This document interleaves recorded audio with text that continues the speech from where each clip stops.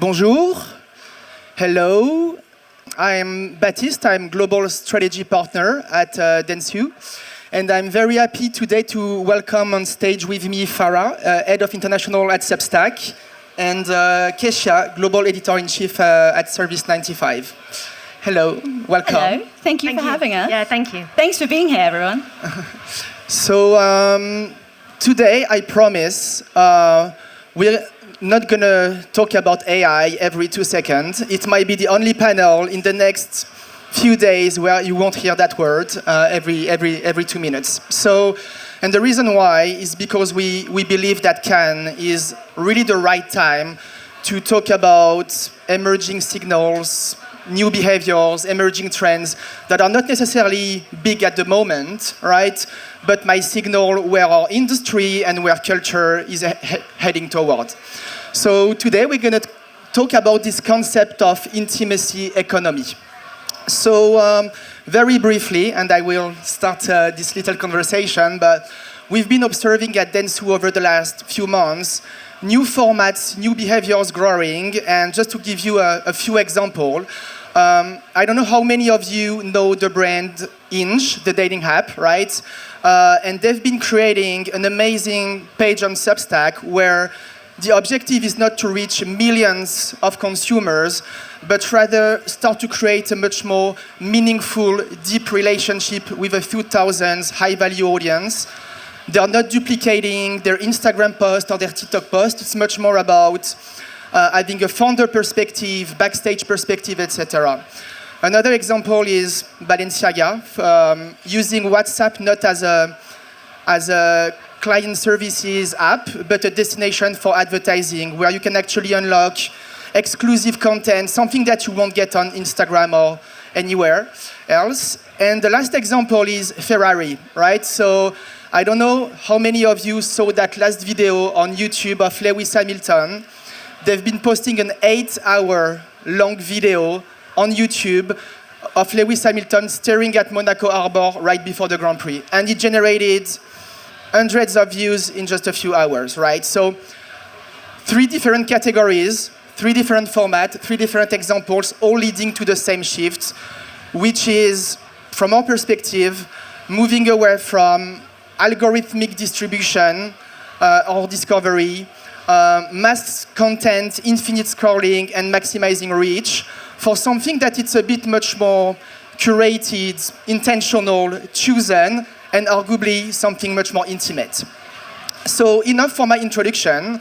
Now to embody and emphasize that intimacy economy, I think we've got 2 of the best platforms or media to tell a little bit much more how this thing is manifested. So FARRAH, let's start with Substack. I'm sure a lot of you have heard of Substack, but don't necessarily understand truly like what's the platform. It started as a news site aggregator, but it's so much more. It's social, it's everything. So Substack, can you give us a bit of overview on the platform? Yeah, I'll give you the blurb of Substack. So essentially, the sort of corporate answer is we're a subscription network platform. But actually, when I talk to writers and creators, I say, look, the best way to think about Substack is it's like a media empire in the palm of your hand. And you can choose how you communicate with your audience. You might do it through podcasts, you might do it through a private chat channel, you might write, you might do video. You choose how you communicate with them. So that's probably the easiest way, I think, to explain Substack. And what type of new formats are popping up right now? Are you seeing any new interesting formats popping up at the moment beyond just like the newsletter and the traditional site? Well, I mean, absolutely. I mean, every week it changes. I think it's probably fair to say, because we started as a platform for writers, the heartbeat is probably still writing. But we're starting to see podcasters coming to the platform, documentary makers, musicians. But I think the most startling thing for me is actually seeing people experimenting with the whole range of formats. I mean, there was someone just the other day who's created a documentary, a fashion documentary, in a way to sell product and to tell the story of brands. So it changes, and often it is dictated by, a creator will put something out onto Substack, because the audience trusts them and the communication is so deep, sometimes the audience didn't know what they wanted until the creator puts it there, but then they help to inform the formats that actually the audience wanted that they didn't know they wanted. Yeah, that's interesting. That also that notion of depth and deep, experience with the content. I think it's also resonating quite a lot with what Service 95 is doing, right? In terms of the whole ecosystem that you're offering. So, again, for those who don't know Service 95, it has been initially created by Dua Lipa, right? But no, it's much more bigger than this. So, KESHIA, can you give us a little bit as well of an overview of all the good stuff that you're doing? Yeah, absolutely. It's such an honor to be here with the legendary FARRAH as well, and Substack. We're such huge fans. So Service 95 is an editorial and cultural platform founded by Dua Lipa. It also is the home to the Service 95 book club, which is a very popular book club. And it exists across different formats. So we have written content, we have a live podcast that Dua does every month with an author. And then we have our variety of social channels, which is where we distribute our mini doc series and our social video franchises.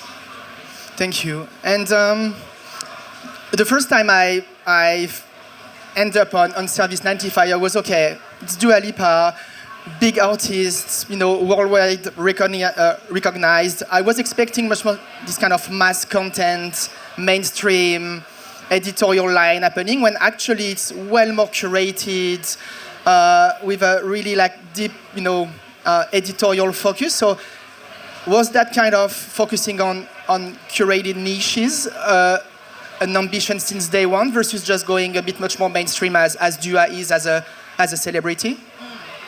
Yeah, it's interesting. I think if we think about the landscape, I think no one's sort of saying what we need is more content. I think what folks are craving is trusted content, always, but perhaps more now than ever as we're reaching something of a saturation point. And Dua has an extraordinary network of people and ideas and places because of the life and career that she's built. And from that, I don't know how many people know the lore of Service 95, but basically Dua has been creating lists for a very long time. The platform started 5 years ago, just under 4.5 years ago. And so the translation of the list she was making for her friends and her family and those she loved, she wanted to share with the wider community because she deeply believes in sort of being of service, hence Service 95. And what we've found is that in translating lists, which sounds so simple, but I think they speak to something that people are looking for in that, lists take something that can be overwhelming or amorphous and make it sort of specific and actionable and useful. And I think that's ultimately been the way that we've also tried to develop the IP of Service 95, where we do a few formats that are fairly simple, but with rigor and with taste. And we find that people have really resonated with that and kind of want that sort of consistent simplicity that they can rely on. Yeah, that's great. And when speaking to formats, right, and I think for both of you it's the reality now, you're also taking this kind of intimacy outside the internet, in a way. I think Substack been doing Substack dinner, you've been organizing also physical, if you know kind of happening with your community. So how does it working with the creators and at Substack specifically, like those kind of dinners? Is it like a creator initiative, or are you supporting them in doing those things? How? No, most of the time we're not. I mean, you will see. I mean, I'll give you a very good example. So, going back to what KESHIA was saying, the creators on Substack, absolutely. I always say on Substack, the relationship you get with your audience is the relationship that you have with your friends. It's trust, connection, it's depth. Those are the people you want to spend time with, not the people who just broadcast at you and leave comments. So, but because of that relationship, lots of creators and writers are feeling that their audience want more, and they want to take the connection from the internet and put it into real life. So I'll give you a really lovely example. Very early on at Substack, when I joined, we had a pastry chef, And in COVID, she started a Substack. It's now her full-time job. Pastry chefing is very difficult. She does it occasionally, but the hours are long and arduous. So she started a Substack. It's called Kitchen Confidential. And Kitchen Confidential, that community now has become almost like a religion. And very early on, she told me she was doing this thing. She went, I have no idea if it's going to work, Farrah. But she put up a note going, guys, I'm going to be at London Bridge Station at this time on Saturday morning. I'm going to go to an orchard in Kent and we're going to look at apples. And if you want to come with me, let's meet. And she thought nobody would turn up. There were so many people at London Bridge Station. And the interesting thing, and we see this on Substack, is they don't necessarily want to spend the time with Nicola, but they trust Nicola to bring together like-minded people in a community. So usually we see creators are actually doing this of their own accord. Occasionally we will help with dinners and help facilitate. We do our own Substack events, we do big annual parties, we bring writers and bestsellers together. But those individual community and writers, certainly internationally, is very much done off creators' own backs.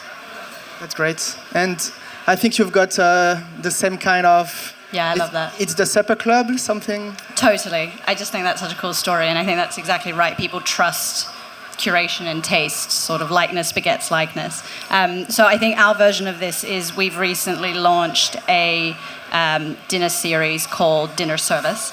It's a supper club, and the intention, sort of in this same way of like bringing editorial and content into the real world, we invite 3 to 4 contributors from our weekly issue, whether they're a writer, somebody that's featured in one of our social franchises, someone who's a talent of a mini doc, and they join a dinner alongside our audience who can buy tickets, and then, brand partners or friends of Service 95.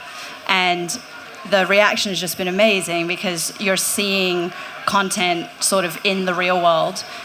So we launched in New York and in London, and had over 250 people on the wait list for both of those. And then equally successful, or people are being interested in our book tastings, which is where we pair just like a wine tasting but with books. So 4 wines paired with 4 books. And those events sell out in under 4 minutes. So there's just this huge appetite, I think, for people to not only consume content, but sort of to be able to live in it and find the people who also share those tastes. I love this living content. One thing I'd just say, which actually might be quite interesting, is what we're now starting to see, and actually I think Vogue wrote a piece about this, is the number of people, instead of book launch parties, they're now parties for their Substacks. So Substack launch parties is a real thing now. So when people are starting, they're almost bringing the audience together before it's even begun, and then it's like, now I'm going to take you on the journey. That's a completely new phenomenon that I would never have imagined would take place. Yeah, and I think at some point, and we've got a lot of clients and teams here, and maybe the question is how brands can fit within that world, right? Because this is an objective that they all share, right? When awareness is done, a little bit of like how you can cement a longer, much more meaningful relationship with high-value audiences. Maybe there are less, a few thousands, not millions, but this is the kind of community that brands seeks to engage more and more. So I was thinking, Substack is like the whole business model is based on subscription, right? So you won't get an off-the-shelf media kit for placing ads on Substack, right? You're very specific about how you could work with brands, how you select them, etc. So, but we're still in a kind of marketing brand environment this morning. So I was wondering how could brands fit in that world without breaking the initial promise of intimacy and high quality relationship, without bombarding, reach and frequency can't be the answer, right? So how do you see brands already starting to manifest themselves on Substack or playing with creators? So there's a number of things. So we have seen for a number of years brands experimenting with creators. And I think, first of all, what I would say on that, so there are many people that we've seen for years who their newsletters are sponsored by such and such. And what often happens is when brands sponsor someone's newsletter, for example, the post is able to be free, so the maximum number of people can read. So that's a very classic thing we've seen for many years now. We launched last week, I think I'm correct in saying, we're doing a pilot sponsorship program. We're working with 7 brands. T-Mobile, I'll probably forget them all, Uber, Balenciaga. So that's a real sort of pilot project for us that we're going to experiment with. We're very excited about. In terms of how brands can show up on Substack, I would say there's a couple of ways. I think the first thing is, and I say this to all my PR friends from my previous life as in magazines, claim your handle, get involved, join the platform. It's not scary. You're going to understand it. You're going to get to know the players on Substack very, very quickly.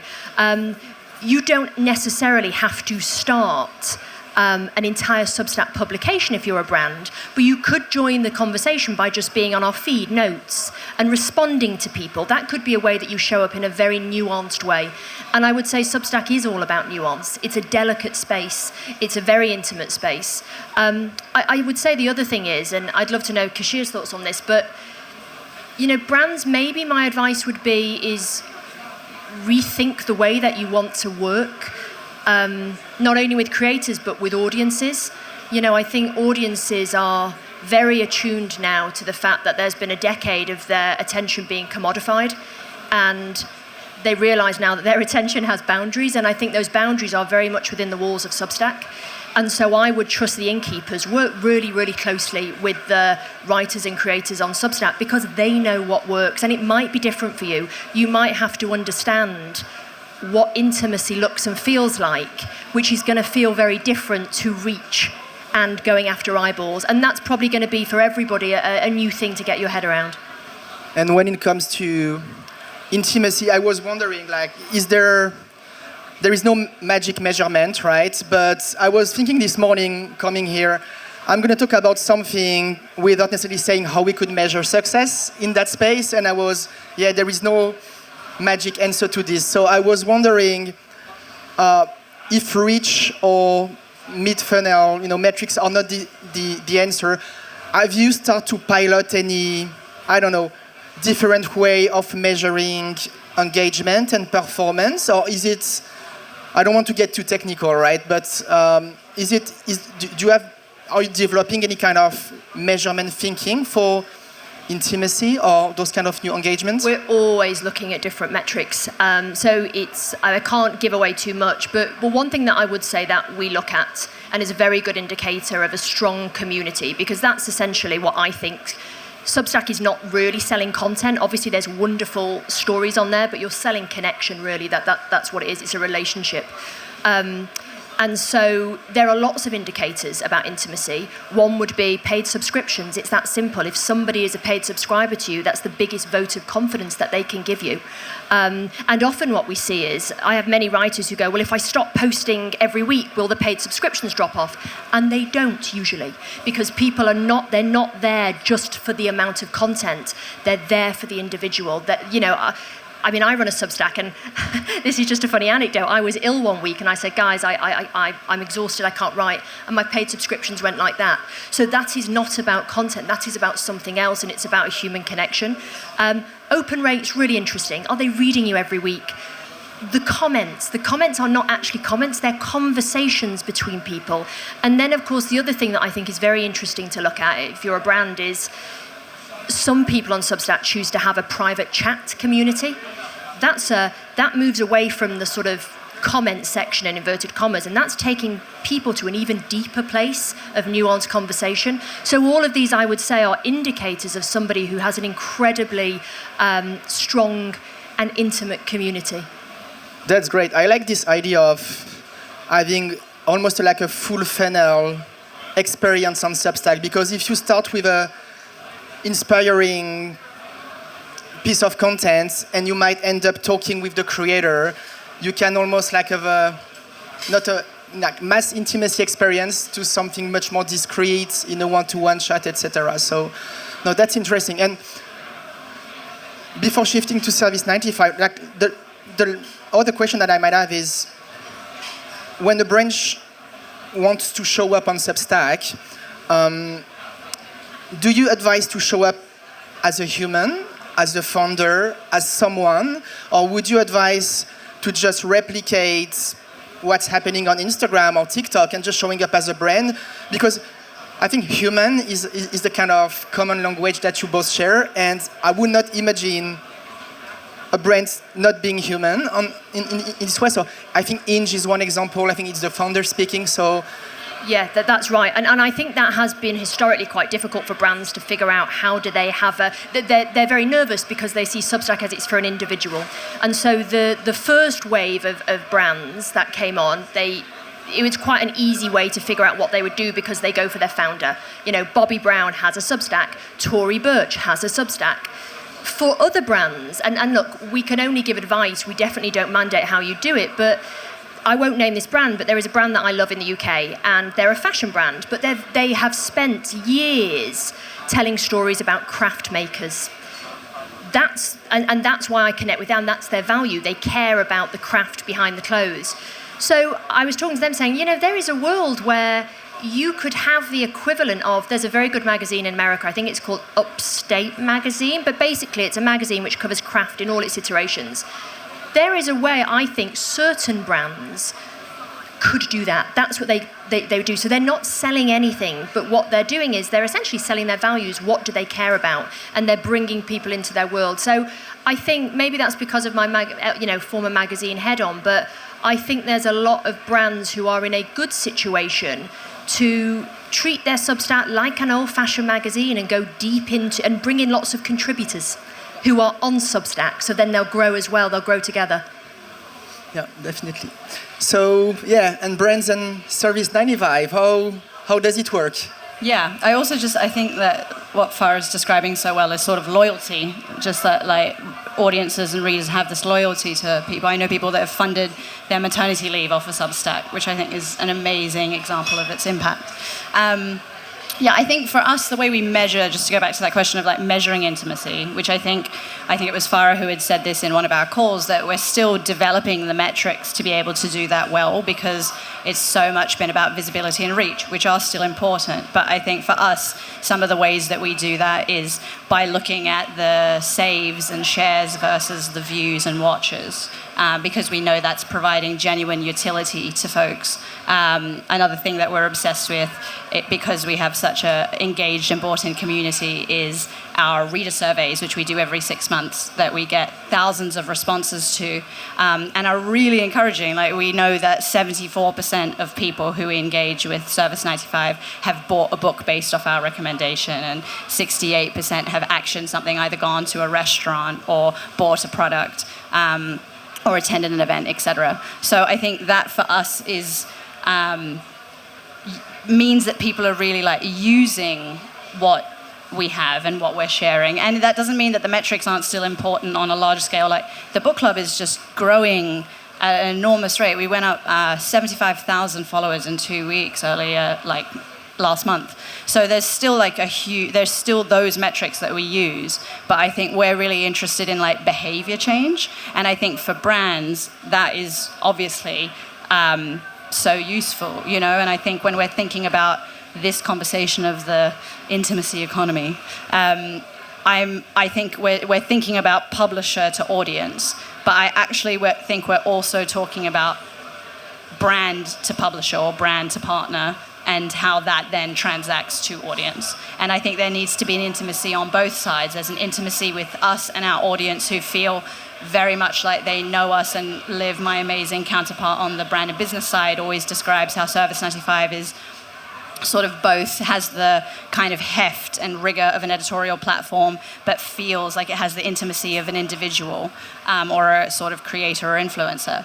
But I think for us, we also, you know, care about the way that we're working with the brands that we are. So we've been really selective about that, because it's very clear what's off-brand for us because, as you say, the moment you go on Service 95, you can tell what isn't mainstream, and we get sort of our audience is very committed to the vision of life, I think, that we create because our content intersects activism and politics, but also fashion and travel and food and mental health. So there's sort of a full life being encompassed in our content, and they hold us to those standards in terms of the brands that we partner with. So yeah, in terms of how we partner with brands, like there's, you know, the sort of more maybe simple way of activating in terms of sponsoring our dinner or our book tastings, the podcast, the content, sort of more traditional means, or the partnership, as I'm sure most folks have seen, with Google Maps, which was such a dream partnership because they deeply understood that what they were getting in sort of association was also really useful to our community who are clicking through to do it. The campaign was curated 12 lists around the world, and we had various content executions of that, and every list directly went onto a Google Maps location. So it was bringing folks onto the platform, but for us that was just like genuinely useful because people are finding out, you know, the 12 best restaurants in or sort of cultural spots in Paris, etc. So yeah, long-winded answer of saying sort of there's, you know, we're measuring intimacy by behavior change, but we're also really intentional about what behaviors we're changing by the brands that we're partnering with. No, I think it's definitely like behavior change is the great transition into not necessarily behavior change in the audience, but how we should behave as an industry. Because when we talk a bit like ways of working, how we could make that a reality, I think there won't be any end-to-end AI-powered framework for activating a brand within those environments, right? So I think it's also a great opportunity for us as an industry to also start bringing intimacy a bit again in how we work, right? Between agency, publisher, brands, maybe starting to spend a little bit more time doing our job without relying on a magic AI platform doing everything for us. So I think this is also something that is quite interesting. Both worlds can work together, right? It's not one or the other. Not saying mass reach campaign are over, but it's much more how much those kind of affinity partnership can work together. So yeah, I don't know, like you've been talking about this new marketplace happening. So is it I'm sure there is no like self-service platform. So how do you see how is it working without giving too much of it? Like is it more time spent, more meetings, more talking with creators, like more? Well, it's such early days, Baptiste, but also there will be some brands who have an idea of who they want to work with. I mean, this is the other thing, is that, I always say the smartest thing you can do as a brand is get on the platform. You're going to find who you connect with, and you're going to know who you're going to want to spend your time and money with. But obviously, I think there's somebody maybe from our commercial team here, Dan somewhere, we can help guide there. But it's almost, in many ways, it reminds me of sort of the old-fashioned days of, this is very much human to human. This is conversations about, we are a brand, who are the best people for us? This is the story I want to tell. Who do you naturally think might be the right person? And I think we would always say, we can always recommend, look, this is where you can look to find these individuals.